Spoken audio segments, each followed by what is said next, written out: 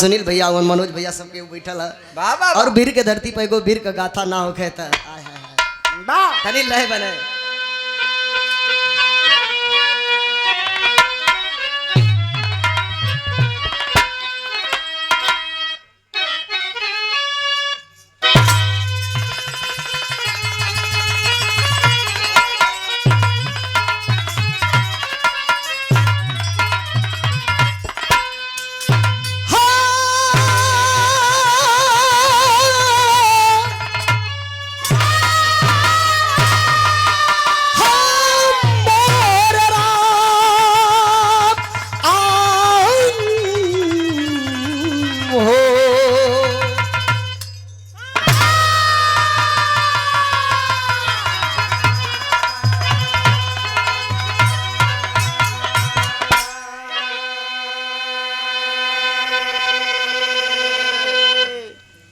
कवि जी ने स्वर्ण अक्षर में 4 लाइन भूमिका से भाव को देते हैं किरार उस्ताद।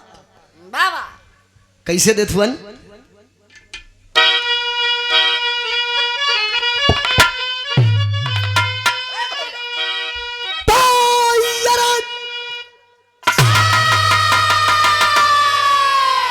अरे उठ कर गगन से गिरे जमीन पे,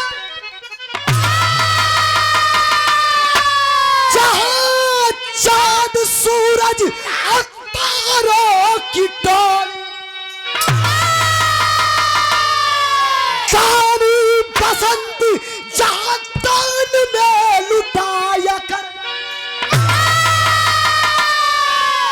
बार बार फागुन और बार बार होली, वही के शहीदों की कब्रें पुकारी, अरे मौजला बोल जय हिंद की बोल, तो बहादुर और सीना लड़ा दो समर में, अरे चुभ जाए खंजर या बिछ जाए गोल,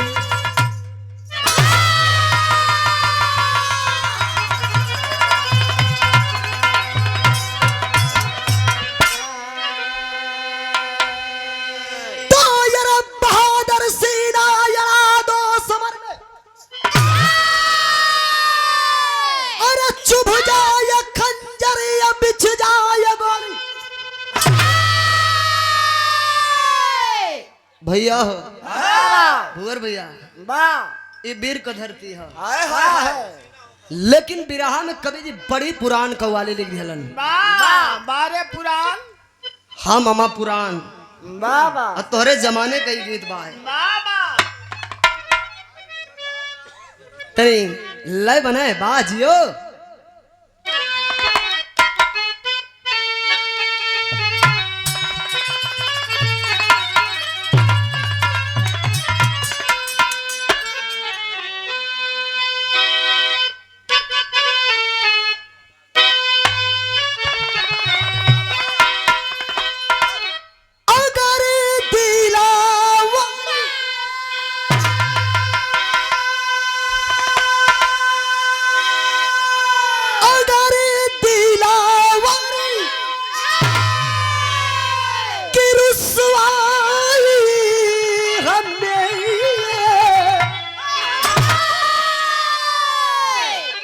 मंजूर हो जाए है जाने मन सनम तू बे वफा के नाम से मशहूर हो जाए,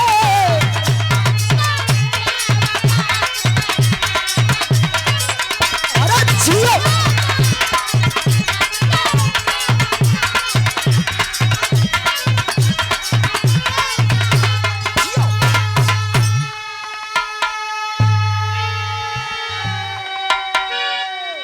लेकिन वीर कैसन होलन और वीरन का कदर के करेला कवा इतिहास साक्षी हो, लेकिन भाव लिखत हुए कवि जी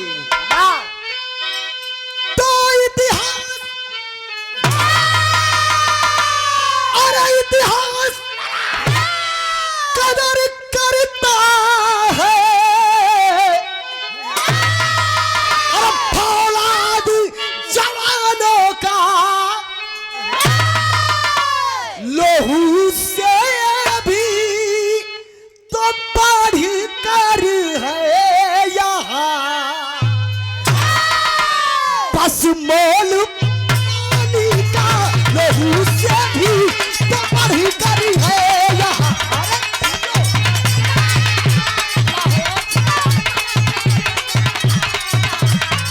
अरे जियो भैया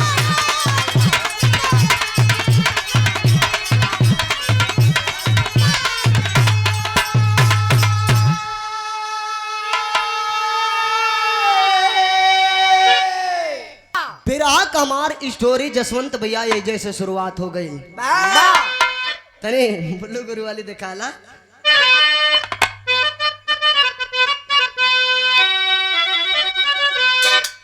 अहे बोल रणधारा तुमने जिया कहानी करुआ सबे समझा करो बाबा। अरे बोल रणधारा तुमने किसको है शीश झुकाया। अरे बोल रणधारा तुमने किसको है शीश झुकाया। जो जवान जान के ऊपर है अपना जान गवाया। कहानी हमार चले लगल। पंजाब प्रांत का नाहर, पंजाब प्रांत का नाहर शमशेर सिंह उन माधी। पंजाब प्रांत का नाहर शमशेर सिंह उन माधी। जाके लाहौर के अंदर भारी रणरंग मचा दी। अरे धोखे से वह दुश्मन की भैया कबो आदत से बाज नहीं जाला पाकिस्तानी। धोखे से वह दुश्मन की सीने में खाया गोली। धोखे से वह दुश्मन की सीने में खाया गोली। हो गया विदा दुनिया से खूनों की खेल के होल। लेकिन ये तो बुल्लू गुरुजी छुआवे कभी कभी। लेकिन जब हमन के उस्ताद का पारी आवे और बड़े शानदार से शाहनी रेडियो के डायरेक्टर साहब बैठे नमन करते हैं आपको भी। और सम्मान में एक बार ताली बजा करके आप लोग सम्मान करेंगे। वाह वाह वाह। हमन का उस्ताद स्वर्गीय श्री रामदेव गुरुजी जब गाँव आए हाय हाय गगन से नूर बरसाए। ए भैया हमन तो रामदेव के ना बल ना बुल्लू कोई होई। लेकिन ब्रिजेश भैया कोशिश करे में कौन बुराई है। कोशिश करे के चाहिए। निक लगी तो आप लोग एक बार ताली बजा दी है। अगर नहीं तो फिर तू कहता है स्वर्गीय श्री रामदेव गुरुजी गावत रहलन। अरे नारी के पास एक लौता तज करके एक गदेला। एक मुस्लिम नाम है उसका पंजाबी वीर बघेला। जब हुई बरसोला है पता है एक दिन बोल जज्बाती घर में भर के दिल का भरना को खोल। मकार जमाना कहे कहना उन्हें सुना था अल्लाह बेटा का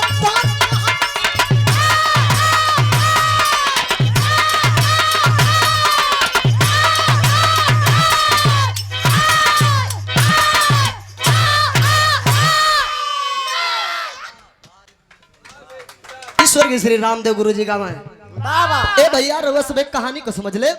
रउआ सब एक बात को समझा।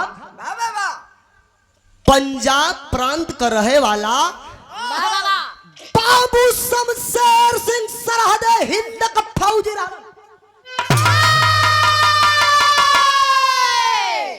बाबा।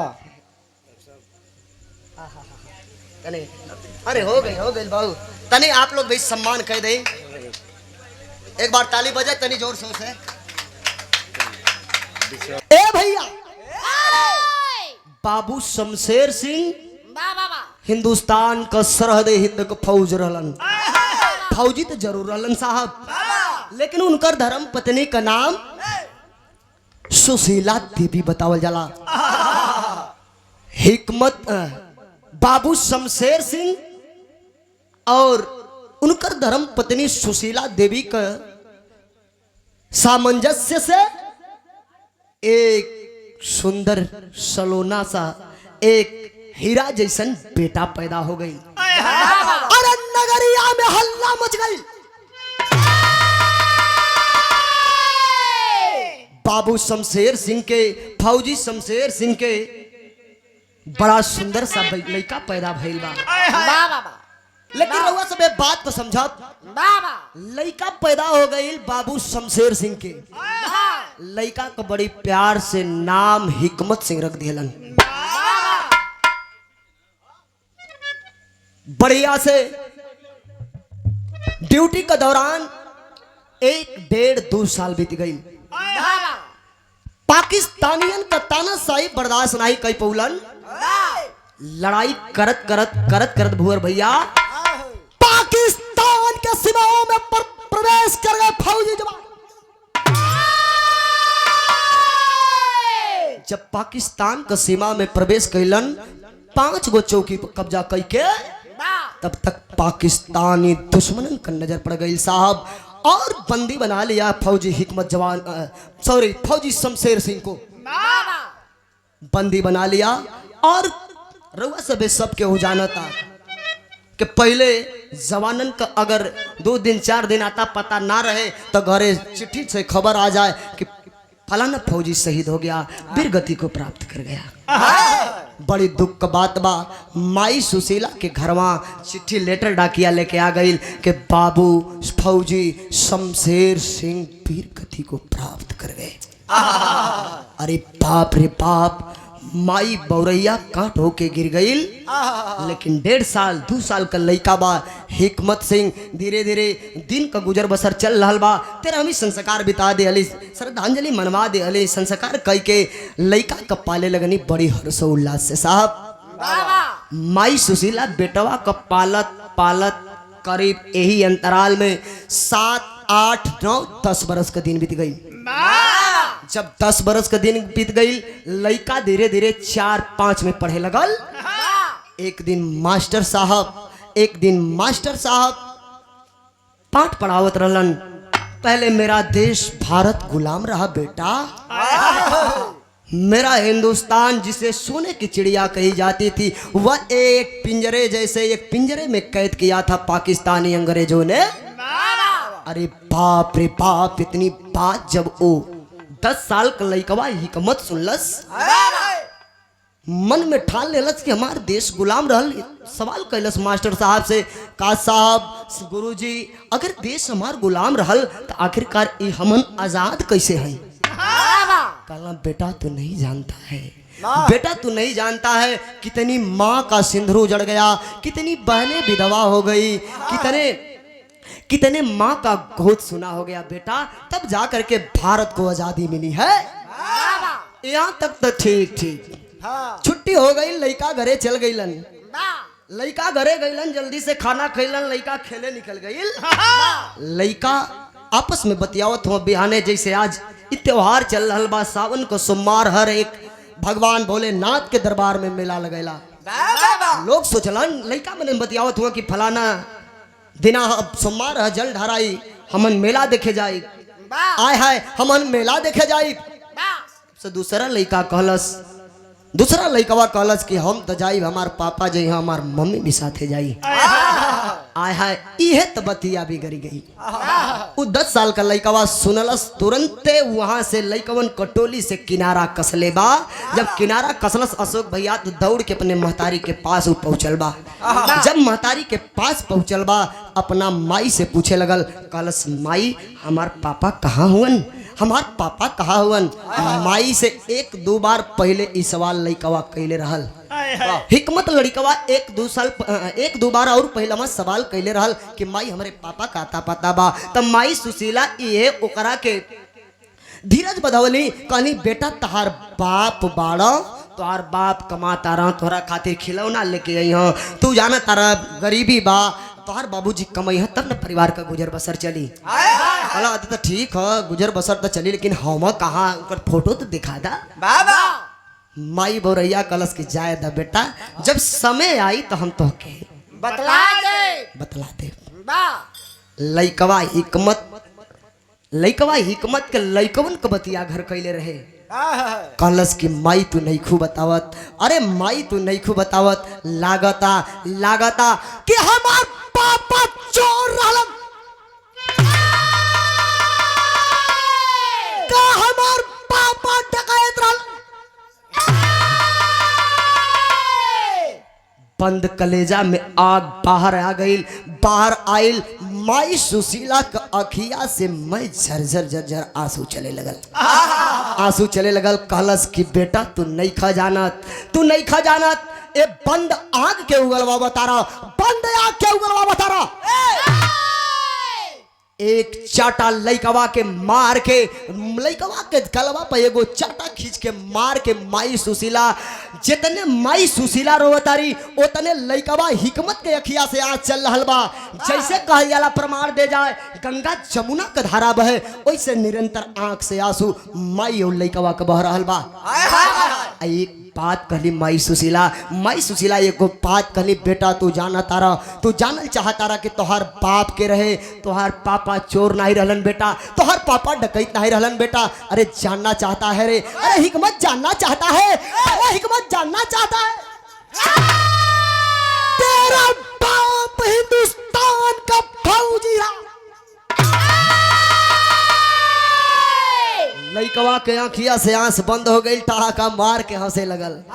कलश इतना बड़ा वीर हमार बाबू हवन, शेर हिंद का सिपाही हवन, तो तू हमसे बतावत काहे नहीं। तब माई सुशीला सारी बतिया बतौली कि तहार बाबू प्रमाण आई रहल कि 5 चौकी पाकिस्तानी के कब्जा कैले रहलन। 5 चौकी कब्जा करलन, ओकरा बाद उनकर कोनो आता पता नहीं खे। इतनी बात जब लइका सुनलस तो भइल का बिरहा में पुरान तरज लाग गई।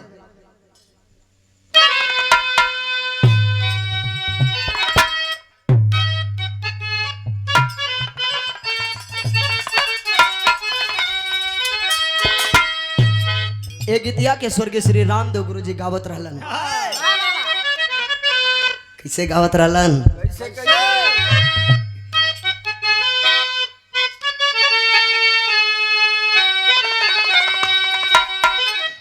अरे तगवना कराय पिया,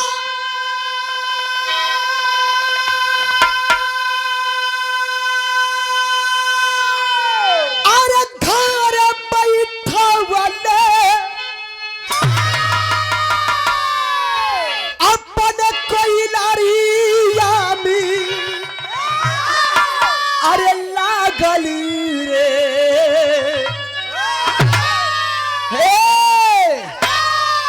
निरमोही दगा देके, अरे निरमोही दगा देके, अरे भागली रे निरमोही दगा देके।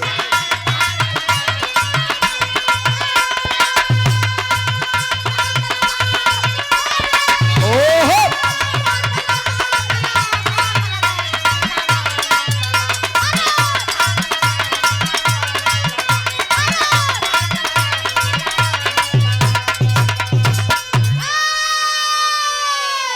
लेकिन लइकवा उ 10 साल का लइकवा हिकमत अपना माई से उस्ताद बड़ा ऊंची बात कहले बा। का कहले रहल? खड़ा लगावा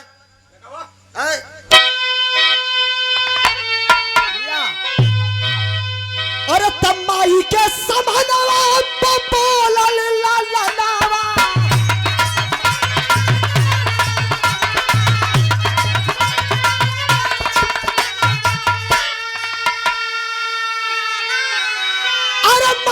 समनवा बंबोला ललनवा, अरे भला ही जवानी आके देबे हो बाबू का बदलवा, हे बाबू का बदलवा, अरे लेबे हो बाबू का बदलवा।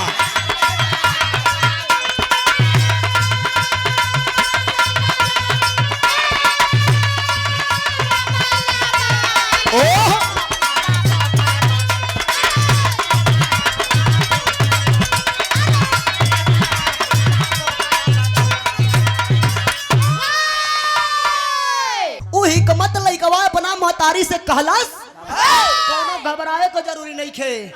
अरे 10 शेर के घर शेर पैदा भइल बा,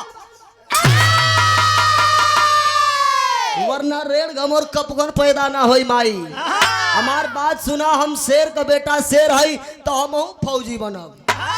हमहू फौजी बनब अपना बाप के तरी 5 चौकी कब्जा कैले रहन त काश हमहू करई।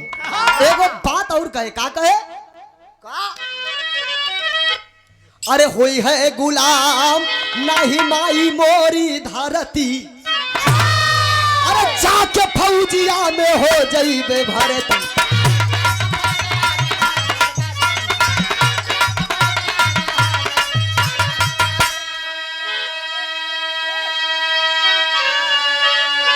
होई है गुलाम नाही माई मोरी धरती अरे जाके फौजिया में हो जइबे भरती।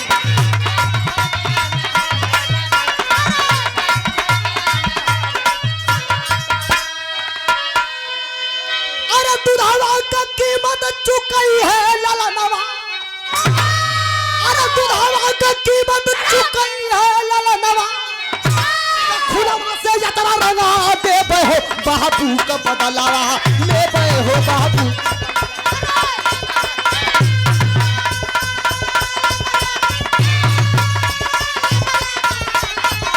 ओ हो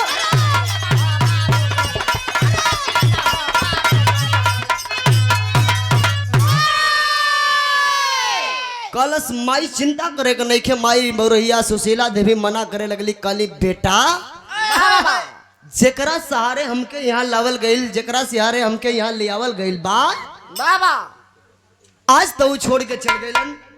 ए भैया माई सुशीला कलश जेकरा सहारे हमके ले आवल गईल तो छोड़ के चल गईलन। अब एक ही आंख तू आंख का तारा बड़ा हमार एक ही आंख बा का ओहो फोड़ना चाह तारा बेटा। अरे हमरा बुढ़ौती का लाठी के बन के हमार पार लगाई कहे चिंता करे के नहीं के बात। ए भैया लड़का रियाज करे लगल लड़का बात तैयारी करे लगल। यही अंतराल में धीरे धीरे धीरे धीरे 20 21 22 बरस पार कई गई हिकमत जवान। जब हिकमत जवान 20 बरिस पार 21 22 बरिस पार कैले बा तब भइल का बिरहा में फिर तरज लाग गई।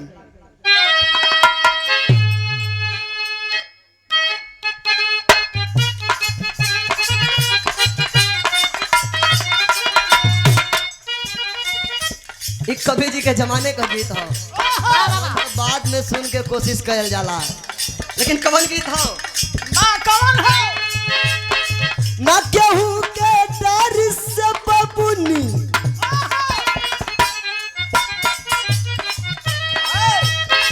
ना केहू के डर से बबुनी ना कवनो मजबूरी में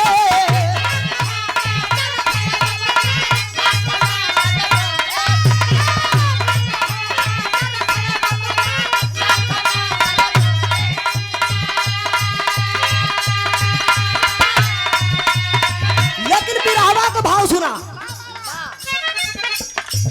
अरे फौज में भर्ती हो गई ले जब अरे फौज में भर्ती हो गई ले जब माई सगुन मनावली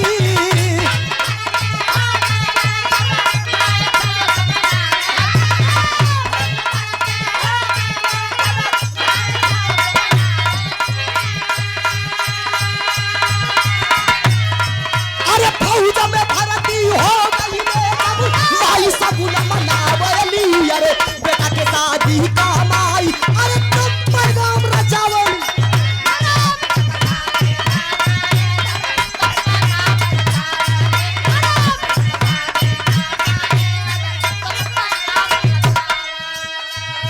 यही भाव पर हमरे आला भैया 1000 रुपया का पुरस्कार देलन। बहुत बहुत प्रणाम हो। हई देखा अचानक वही पंजाब शहर में खुली भर्ती होत रहल जा करके बैरिकेडिंग के लाइन में जिस लाइन में जवान खड़े थे जब जवान खड़े थे उसी लाइन में जा करके वह शहीद शमशेर सिंह का बेटा हिकमत सिंह खड़ा होता है। जब दौड़ होके लागल दौड़ में एक्सीडेंट मार दिलस मेडिकल फिट हो गई रीजनिंग फिट हो गई। जब फिट होके घरवा आयल तो माई कहलस के हम माई से कहत बा माई से कहलस जवान के हम फौज में हो गई। माई बौरैया कांट हो गई चुप्पी तोड़ला के बाद लेकिन हई देखा हमहन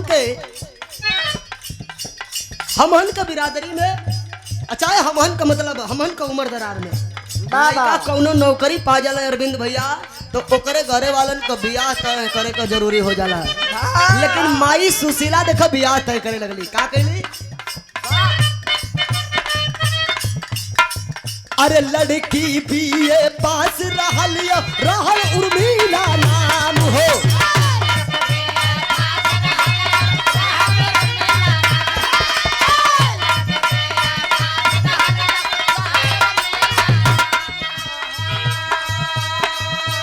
घायल जवानों का अब सेवा करने का उसका काम हो।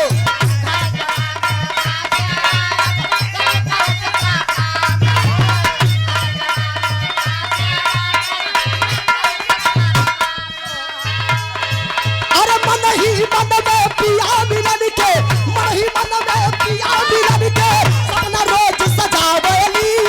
मन ही मन में पिया मिलन के सपना रोज सजावेली। अरे बेटा के शादी कमाई अरे तब पैगाम रचावे।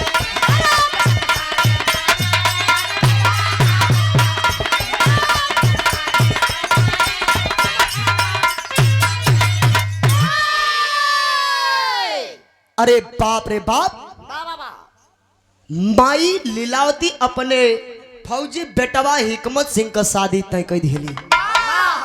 शादी तय कहाँ कैली?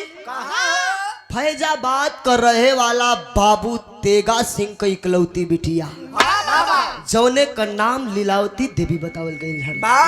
ए भैया, माई शादी का दिन बार रखवाई दिहली। धीरे धीरे तेल हल्दी का दिन आ गई। जब तेल हल्दी का दिन आ गई तो घरे मारो थुनी होखे लगल जसवंत भैया। जब मारो थुनी होखे लगल केदार उस्ताद तो उसमें भइल का बिरहा में टेरी से भाव लिखत हुआ कवि जी।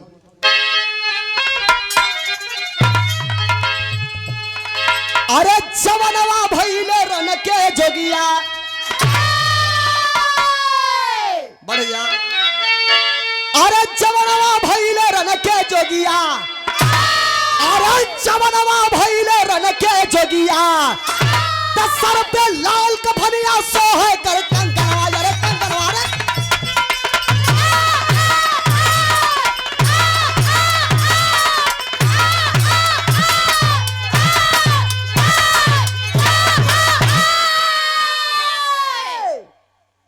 सर पे लाल खबनिया सोहे कर कंगनवा हो।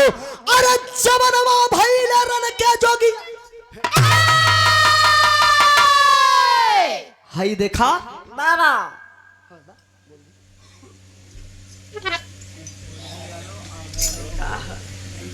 बड़का भैया श्री गुरु यादव, हमारे बड़का भैया आला यादव के बड़का भैया हुवन। ये बड़का भैया की ओर से शानदार 200 रुपया देवल गई बा। आपके श्री चरणों में प्रणाम। बारी फुलवारी इसी तरीके से गुरुदेव भगवान सजा के रखे। ए भैया, हेडक्वार्टर से खबर आ गई, फौजी जवान तुम्हारी छुट्टी कैंसिल की जा रही है। पाकिस्तानी दुश्मनों ने मेरे देश के मां के आंचल में दाग लगाना चाहते हैं। फौरन चले आओ। ए भैया, हम आप लोगन से थोड़ा सा 1 मिनट, जौने लड़का का हाथे तेल हल्दी कंगन बांधा रही, अब खबर आ जाए कि चल तेल हल्दी का कंगन छोड़ चल हमारा साथे लड़ाई करे। अरे वो कि मिर्गी ना आ जाए कि राधे श्याम यादव बड़का भैया, हमरे आल्हा भैया का भाई हवन। बड़का भैया की ओर से ये शानदार 100 रुपया देवल गई। बहुत बहुत प्रणाम। सपोज करो अगर हाथे में तेल हल्दी का कंगन। डॉक्टर साहब कहाँ गईला? आलोक भैया कहाँ गईला? इंजेक्शन लगावे। अच्छा अच्छा, ठीक ठीक ठीक ठीक। मास्टर साहब बैठल हुआ ना। सपोज करब कि हाथे में तेल हल्दी का कंगन बांधल और कोई कही कि चला हमारा साथे लड़ाई करे चला। बिहाने दूसरे दिन जाए के बारात लेके बिहाने ओकरे लेके आवे के है अर्धांगिनी के। अब लड़ाई तो कई तरह किस्म का हो खेले, लेकिन हई देखा बाहर वो बहादुर नमन करता है उस वीरता को। अपना महतारी से एक बात कहे वह फौजी हिकमत जवान रोंगटे खड़े हो जाएंगे। क्या कहता है वह फौजी हिकमत?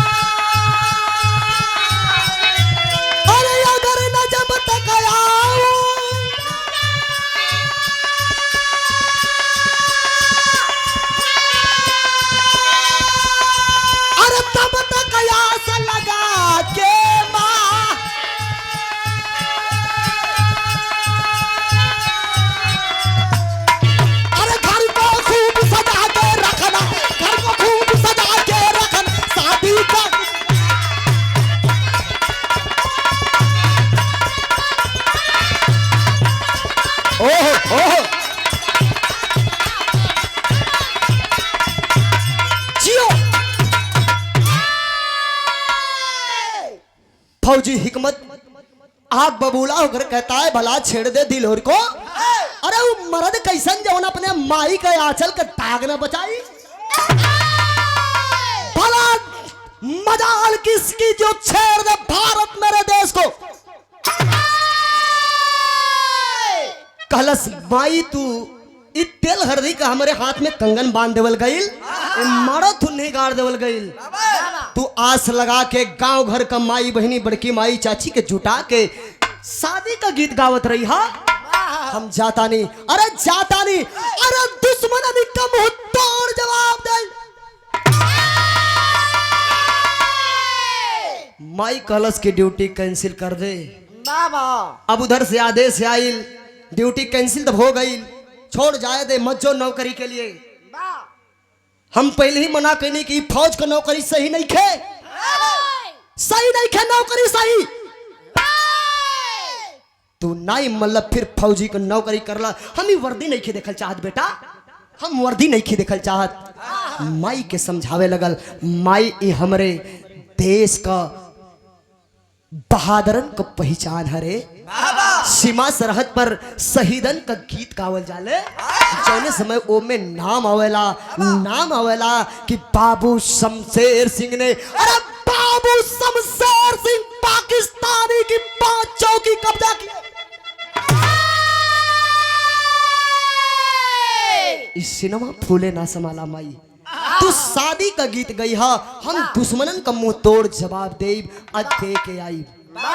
आय है जब जवान घरवा से निकलल साहब, जवान घरे से जब निकले लागल तो यहाँ बड़ी मार्मिक गीत लग गई। कौन गीत बा?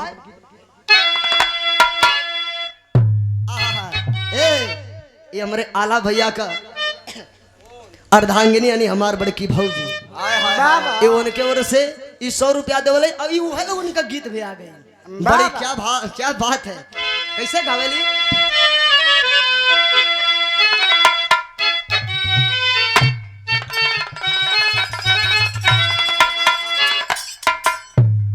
ये गीत के हमन कितनो गावल जाला लेकिन कोशिश जितना माई बहनी के मुँहे निक लागी हमन लाख कोशिश करी जाऊ फीलिंग नहीं है आई, लेकिन कोशिश करे में जात का बा। अरे माई कहेली बेटी, अरे नियरे बियाह बई हो। यही के गावले अरे माई कहेली बेटी नियरे बियाह बई हो, बाबू कहेलन बड़ी दूर हो।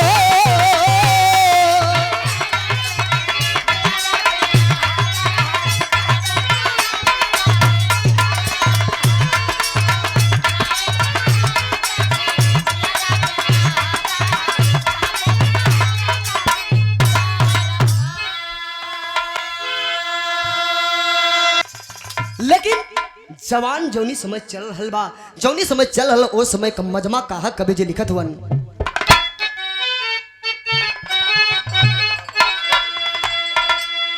अरे बधले कंकनवा गईले,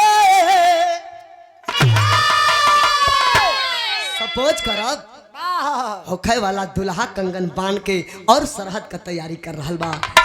महादेव भैया कैले बा, अरे बधले कंकनवा गईले रन में जवानवा हो, बधले कंकनवा गईले रन में जवानवा हो, अब ना धरतिया होई वीरान हो।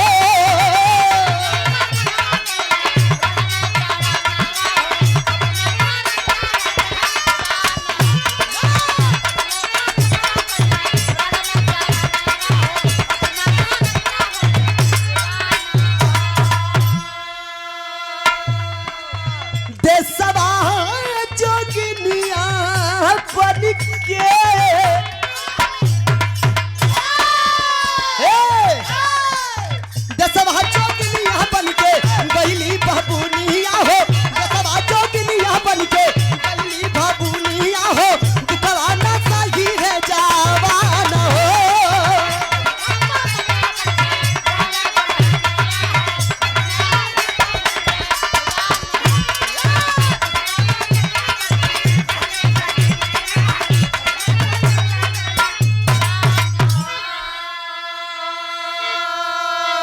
लेकिन हई देखा कंगन बांधे हुए फौजी जवान सरहद की तैयारी करता है, लेकिन चला गया सरहद पर जवान। हई देखबा घरवा का मजमा का बा, घरवा का हो रहल बा।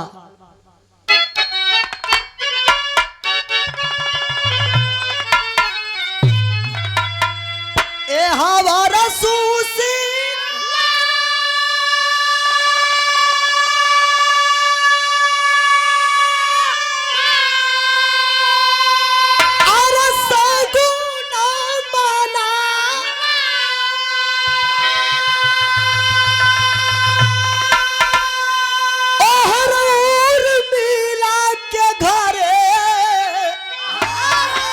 सहेली सब तय कहीं ना मारिया के तू खेवाइया हो, कहीं ना मारिया के तू खेवाइया हो, बनवले भगवान हो।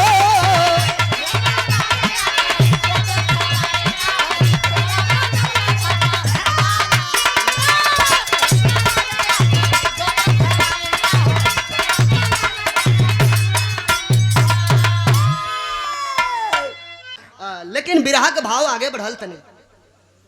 जवान फौजी हिकमत सरहदे पर जा करके सरहद पर तैयार होता है। कभी जी जब तैयार हो गई एहवर देखबा दुश्मनन का बमबारी चालू हो गई। एक तरफ से पाकिस्तान के सैनिक और दूसरे तरफ से हिंदुस्तान के जवान दोनों आपस में टकरा रहे हैं। एवर हिकमत सिंह पहुंचल बात तनी रंगरूट है, नई उम्र है, लेकिन नहीं देखा टकराव जब भइल बिरहा हमार चढ़ा तो तनी बिरहा में फिर पुरान तरज लाग गई।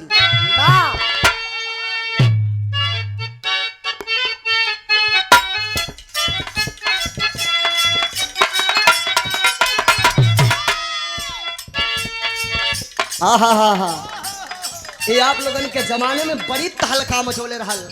आ ये गीत के भी स्वर्गीय रामदेव गुरु जी गावत रहलन। कैसे गावे हो? सासुरे से रूसली बा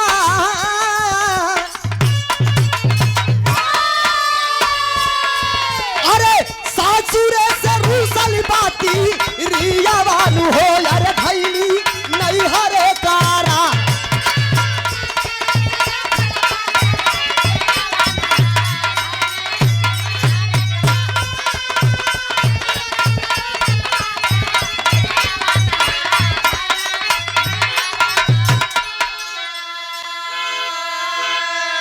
लेकिन हाई देखा बिरहा मार चढ़ गई।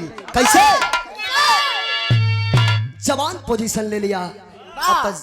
जवान जोनी समय पोजीशन ले ले है। कभी जी के जब का कहे के तो कभी जी खुदे आर्मी के सैनिक रहली। जब जोनी समय जवान पोजीशन लेला ए साहब जिंदगी और मौत को नहीं देखता, सिर्फ अपनी माँ अपने वादरे वतन का रक्षा करता है। और फौजी चला है कैसे? अरे हाथ हवा में लेके गोली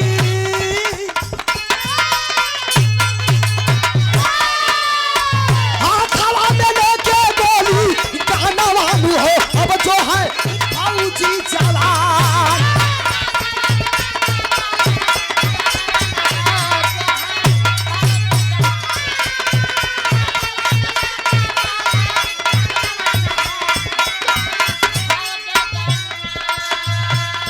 पालवाने या देसी ना जा वाना वालू हो, अब जो है भारतीय जवान।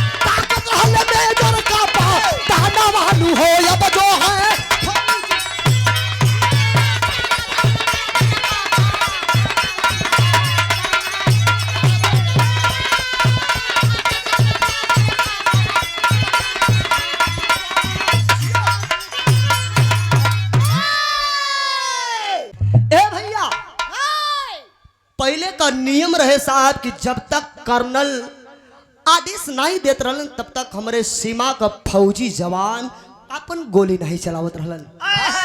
आय है देखा देखत हिकमत सिंह पोजीशन लेकर के खड़ा है, झाड़ी के पीछे से गन की पॉइंट लगा रहा है। देखत देखत हमारे देश का 5 सैनिक वीर गति प्राप्त कर गेलन।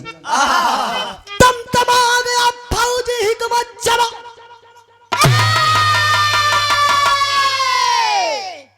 कलश साहब सुन सीनियरिटी जूनियरिटी गई भाड़ में गई तेल लेवे।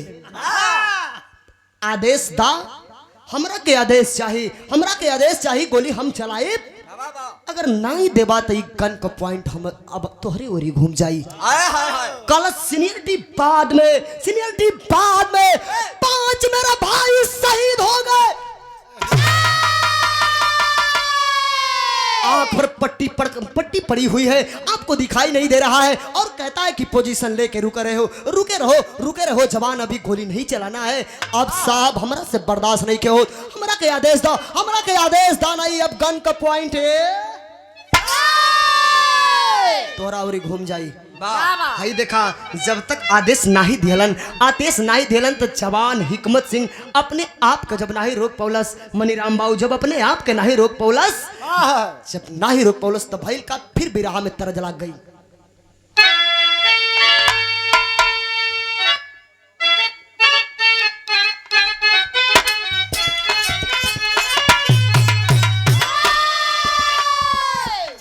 ये गीत मिर्जापुर से चल रहा है।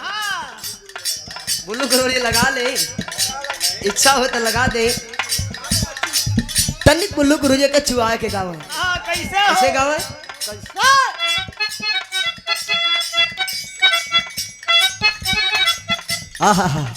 गावत रहलन बुल्लू गुरुजी, हम तो कैसेट में सुनल जाला।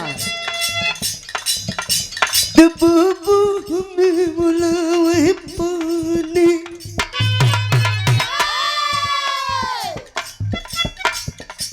बाबू हमें बुलाए पानी के बनवारे सजनवा कैसे जाई दलानवान।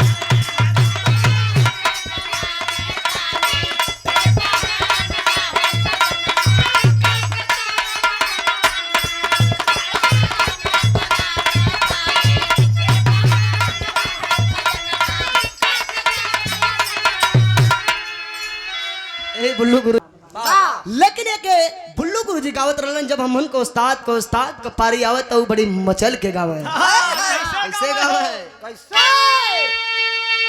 तब पारी उमर कमर लचकनिया रे,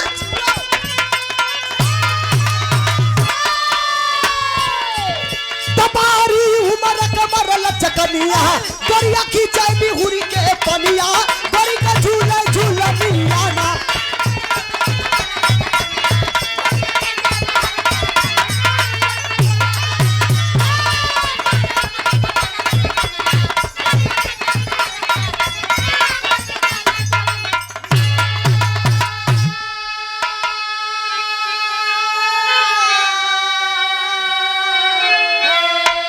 बिरहा में फ्लेवर चले लगल भाई का तब चले जब जबर जब चंगे,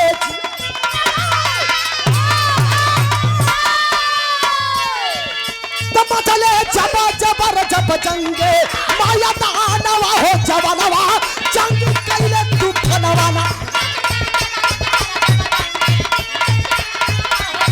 अरे जियो जियो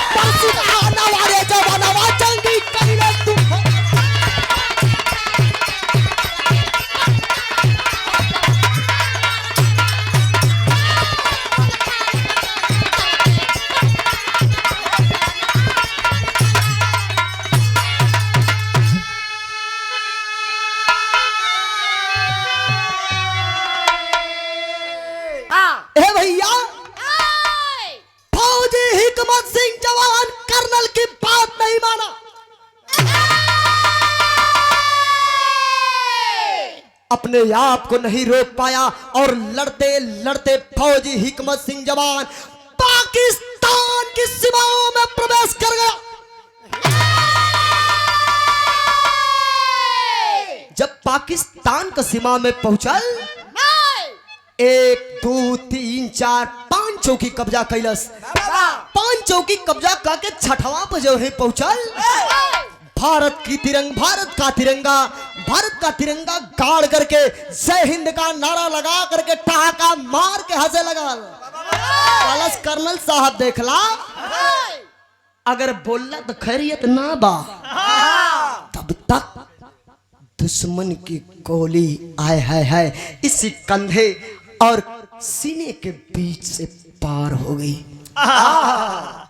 जैसे कटल पेड़ अरराय के गिर जाला साहब, कटल पेड़ अरराय के गिर जाला, वैसे ही पाकिस्तान की सीमाओं में मेरे देश का होनहार बहादुर फौजी हिकमत सिपाही गिर गया। आय हाय जय हिंद का नारा लगौलस। तब तक हमारे भारत का फौजी जब वही गिरल जय हिंद का नारा लगौलस कलस आय हो भैया। तब तक हमारे भारत का सैनिक जब पहुंच गइलन, जब सैनिक पहुंच गइलन चारों तरफ से घेर लेहलन, पंखा चलावे लगलन, हवा देवे लगलन। कलम भैया बड़ी देर हो गई, हमके जल्दी से ले चला, हमके जल्दी से हॉस्पिटल ले चला।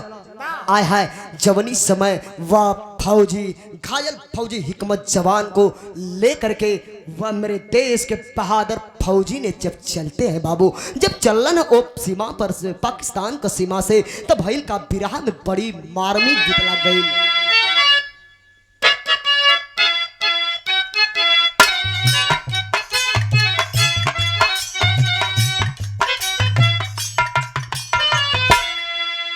तरह जिसमो करा हमार भाई बिरहा के भाव पे आ जा। कहलन का घायल जवाना वाके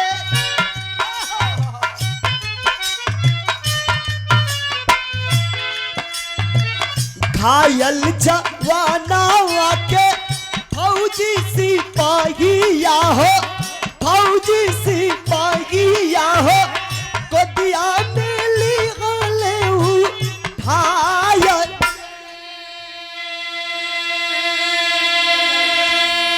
ओ शिविर में पहुंचे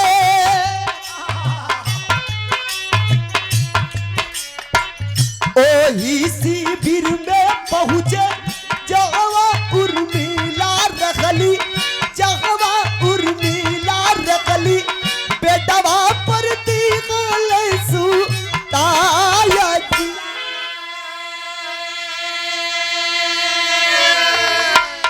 करेली सेवा उनकरी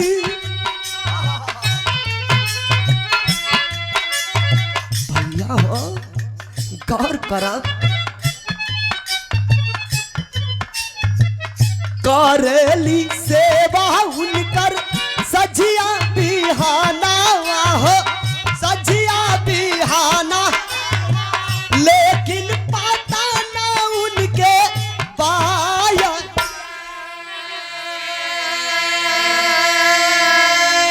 चिन्हली उर्मिला नहीं,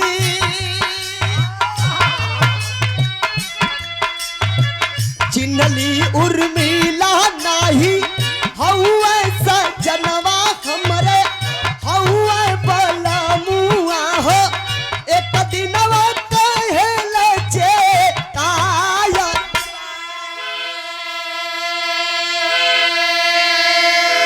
सपोज करेंगे घायल हिकमत फौजी जवान को तुरंत वह मेरे देश के बहादुर फौजी सिपाही लेकर के हॉस्पिटल में एडमिट करा दिए। एडमिट करा दिए यहाँ तक तो ठीक ठीक साहब, लेकिन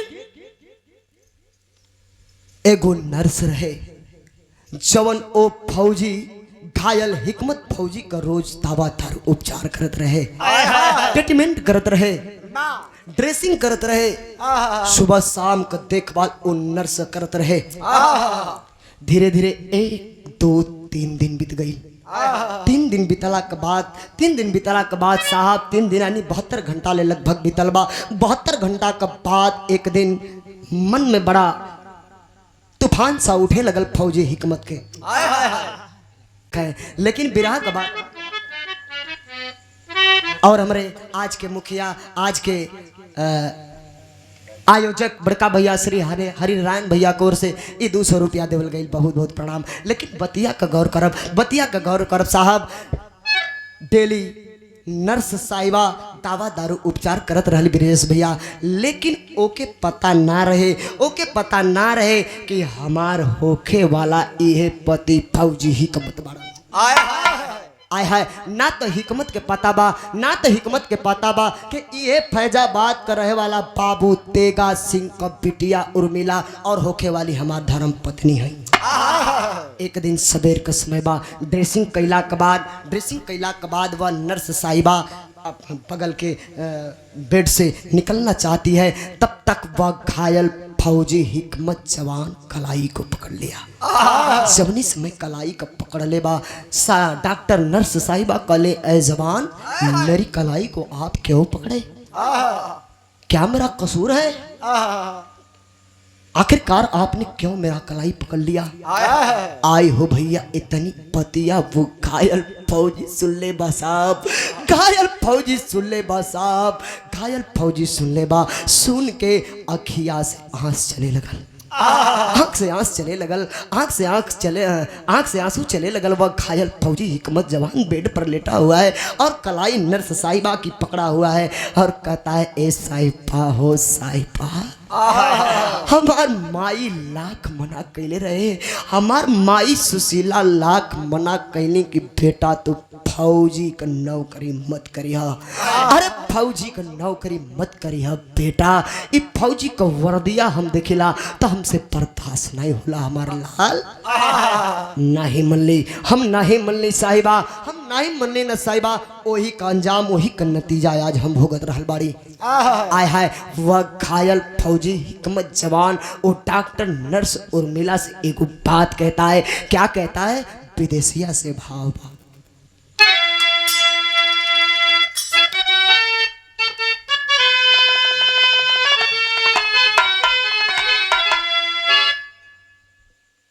बतिया हमार सुना, अरे देई के दिया प्रांत पंजाब में पा ऐसा ही हमर मुकनावा। पंजाब का रहे वाला है, माई के हमारे सुनो साहिबा, अरे माई के हमारे खबरिया जनाई दिया तू, अरे बेटिया कराई दा बुलाई की समानावा। बदला चुका के हम देखा न हो साहिबा, तू तो रोज उपचार करेलू, देखा ये गोली लागल बा, बदला चुका के हम असीनावा में गोली खैली, फैजाबाद भेजी दिया तू दूसर पार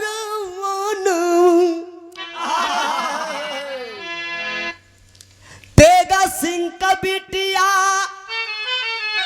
उर्मिला के बोलवाई दे तू,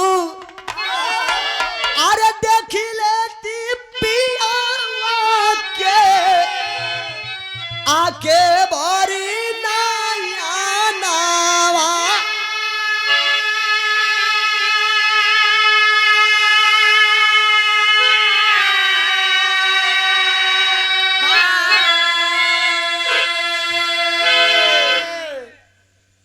जब फौजी घायल हिकमत जवान कलश के हमार माई पंजाब में हमार घर बा, हमारा माई के बुला द, एक बार अपने बेटवा से भेंट दीदार कर ले, अपने बेटवा से भेंट दीदार कर ले।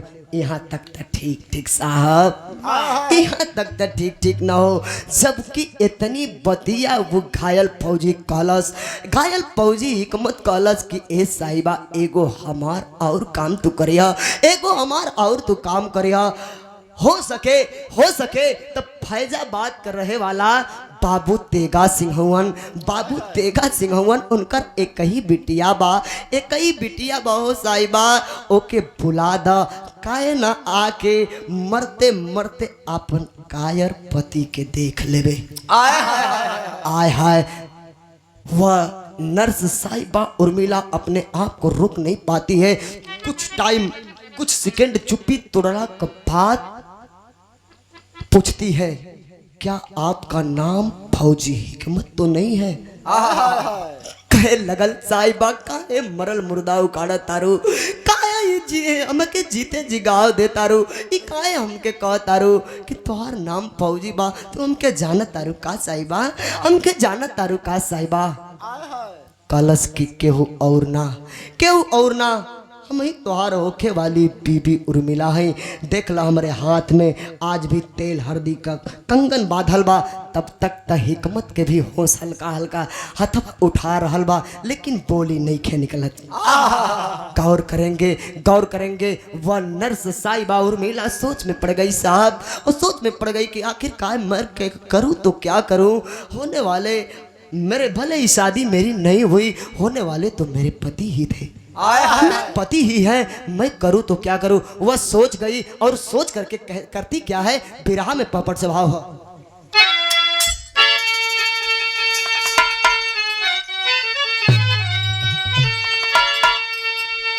सुन के उर्मिला,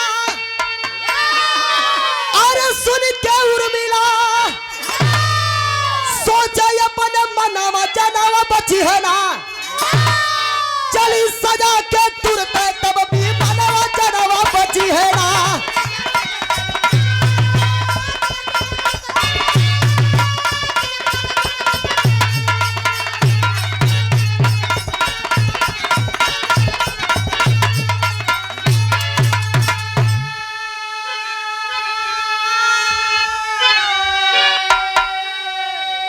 सात जवान को लेके पहुंची ए भैया हिकमत सिंह के घर आवा हो, अब उतर गई है पिया को लेके सना में खासा दुआरवा हो। अरे बिगड़ल चाह, अरे विधाना जनवा बची है ना, तब बिगड़ल चाह विधाना का विधाना जनवा बची है ना। आय है सात जवान को बुलाती है वह नर्स साहिबा उर्मिला बुला करके बाबू तुरंत ड्रेस चेंज करती है, और ड्रेस चेंज कैला के बाद एम्बुलेंस में ले जा करके लेटाती है वह नर्स साहिबा उर्मिला। सात जवान को लेकर के आती है उसी पंजाब के शहर में, और पूछत माई सुशीला के दरवाजे के करीब जब गाड़ी पहुंच गई, और आगे सात सेना के जवान फौजी आ रहे हैं, और पीछे एम्बुलेंस की गाड़ी आ रही है, और पीछे से और साहब की गाड़ी 2-3 गाड़ियां लगी थी। माई सुशीला सोच गई कि हमार लड़का विजयी होके आ गई, अब बियाह हो गई, लेकिन हाय देखा भैल का आधा से भाव लगा।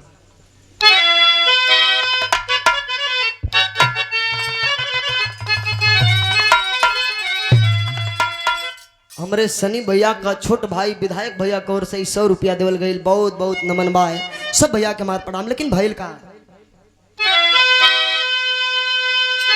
और माता के सभनवा जबकि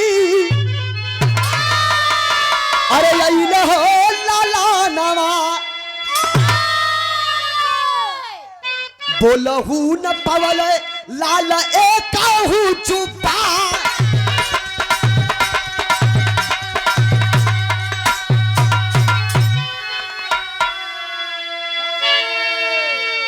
पूज्य महाराज जी की ओर से इस 200 रुपया देवल गई बा। बहुत बहुत प्रणाम। उपस्थित सब भैया लोगन के हमारा प्रणाम।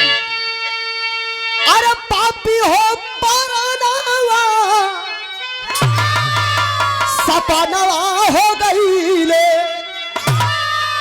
केवल साक्षी रह गयल जमिया या सम्मान।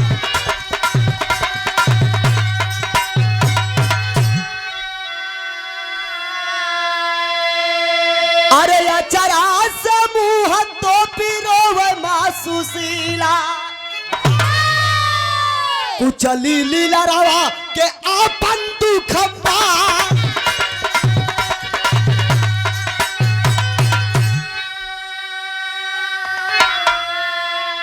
अरे जवने हाथ लाल के ए भैया लीला रवा सजावली, आज उह कोखिया नहीं भावे भगवान।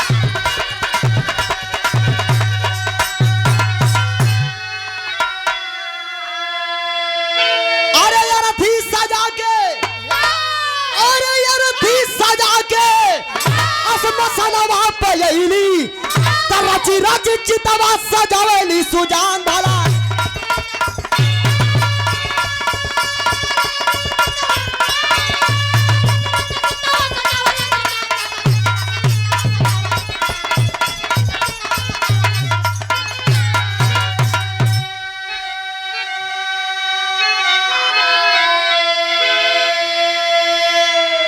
श्री संजय यादव बाबूजी की ओर से 50 रुपया देवल गई। ये लगातार कई बार 1000 रुपया का पुरस्कार हमारे आला भैया के द्वारा देवल गई। बहुत बहुत प्रणाम बा।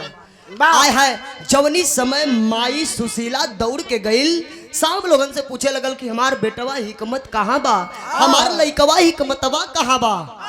कहला माई तोहार लइकवा तो जरूर आयल हो, लइकवा तो तोहार जरूर आयल है, लेकिन अब वो नींद में बा, वही गड़िया में सुतल बारे। आय है माई दौड़ के गई सुशीला हो, माई दौड़ के गई जे वही गड़िया का एम्बुलेंस का गेटवा खोलत बा, तब तक आय हाय हाय हाय हाय विधाता का मंजूर नहीं भइल साहब। यह मृत लोक से और ये मिट्टी रूपी पिंजरा से निकल करके वह अमृत रूपी तोता फरार हो गया। जब चल गई माई बौरैया वही गड़िया का गेटवा पकड़ के छोड़ते गिर गई और गिर के बेहोशी हालत में हो गई। आय हाय बेहोशी हालत में हो गई, लोग उठा के ले गई, लेटा के पानी का छीटा मरलन। जब माई होश में आई कहलस के हमारे लइकवा का सदिया कब होई, हमारा लइकवा हिकमत कहाँ बा। माई अपना चेतन में नहीं खे, लेकिन वह बारे नर्स साहिबा उर्मिला माँ को धीरज बधाती है और कहती है होने को कौन टालेगा, जो होने वाला था तो वो हो गया। अरे माँ इस धरातल पर रहने कोई नहीं आया है, और तेरा बेटा अरे तेरा बेटा शेर की मौत मरा है। कलश बहनी चुप रे, चुप रहे बहनी चुप रह बिटिया, तू का कर तारू। ऐसन शेर सियार हमारा कोनो काम का नहीं के हो, हमारा कोनो काम का नहीं के बिटिया। हमारे एक गो न लइकवा रहल हो, हमारे एक गो आँख रहल, हमारे एक गो डंडा रहल, एक हमारे बुढ़ौती का सहारा बनल। आज विधाता ओहू के छीन लिहला। आय हाय लेकिन है देखबा जैसे आज गांव जवार का लोग बटुराइल बा, वही प्रकार से लोग जुटल हुआ। जब जुटल हुआ तो कहला कि भैया जवन होके के हो गई, लेकिन अब सह सम्मान के साथ इनकर दाह संस्कार कर दिहल जाओ। आय हाय लेकर के श्मशान पर पहुंचते हैं। जब श्मशान पर पहुंचलन तब विराह में आखिरी खड़ी से भाव लगा था।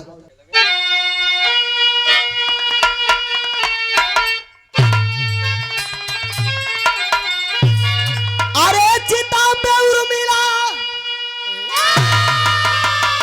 अरे चिता पे उर्मिला,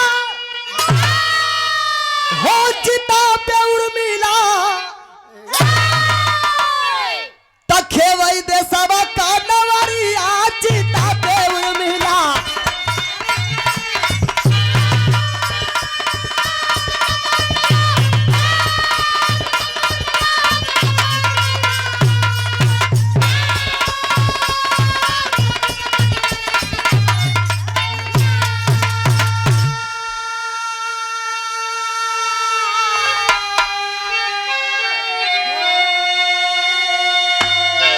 वतन का बंदा वतन के खातिर, अरे वतन का बंदा वतन के खातिर, अरे हो गई रे कुर्बान। आम के ऊपर जान गवा के रख ले हिंद का शान। अरे तब बन गई होगी कलवरिया चिता पे उर्मिला।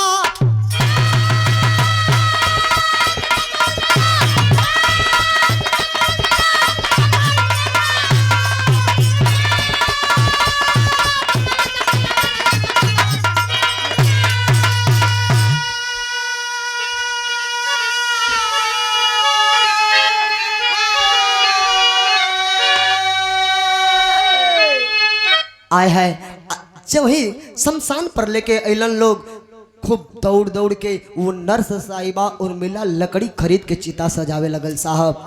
चिता सजावे लगल साहब। जब जाके सामान के साथ वह शहीद फौजी हिकमत जवान की डेड बॉडी को चिता पर लिटाया जाता है। जय हिंद का नारा लगाया जाता है, राष्ट्रीय गीत गाई जाती है। उसके बाद माई सुशीला का लोग अग्नि दान देवे खातिर लोग थमावे लगलन। आए है उतने में वो डॉक्टर नर्स साहिबा उर्मिला माई सुशीला का हथवा से वो जौन अग्निया देवे वाली लकड़ी अब अपने हथवा में छीन ली और कली भले ही मेरी शादी नहीं हुई लेकिन इनके हाथ इनके नाम का कंगन आज भी मेरे हाथों में बंधा है। भले मेरी शादी नहीं हुई लेकिन अंत में होते तो अगर शादी हुई होती तो यही मेरे पति हुए होते। आए है इतनी बात जब काला की बिटिया जाए दा अभी तोहार बड़ी उम्र से बाबा कुछ बिगड़ल नहीं खे, तोहार शादी हो जाई, जिंदगी बड़ी दूर बा, जिंदगी के गुजारा करे के चाहिए बेटी। लेकिन कहलस ना ना ना। जब मेरा इस दुनिया में मेरा शौहर नहीं है, मेरा पति नहीं है, तो मेरा इस धरती पर रहने का अधिकार नहीं है। नमन करते हैं उस वीरांगना को, नमन करते हैं उस डॉक्टर नर्स साहिबा को, सशक्त नमन करते हैं और मुखाग्नि दे करके उसी चिते पर बैठ करके वह सती हो जाती है। यही मेरे गाने का प्रमाण रहा। और वतन का बंदा वतन के खातिर हो गई ले कुर्बान। आन के ऊपर जान गवा के रख ले हिंद का शान। अरे तब बन गई होगी कलवरिया चिता पे उर्मिला।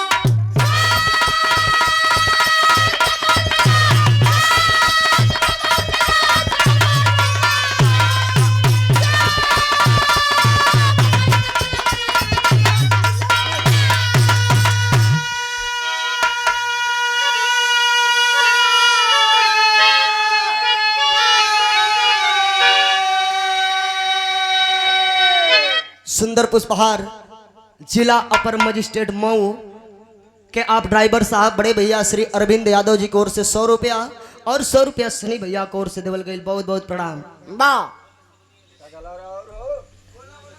भैया नंबर देवे के भाग का ठीक। अरे भैया हो जाए उधर हम आग्रह कर देता नहीं गा दिए। अच्छा छाप हो जाए। सती हो गई वह वीरांगना, मैं सत नमन करते हैं। आखिरी पड़ाव पर गुरु घराने की परिचय को लिखते हैं। गुरु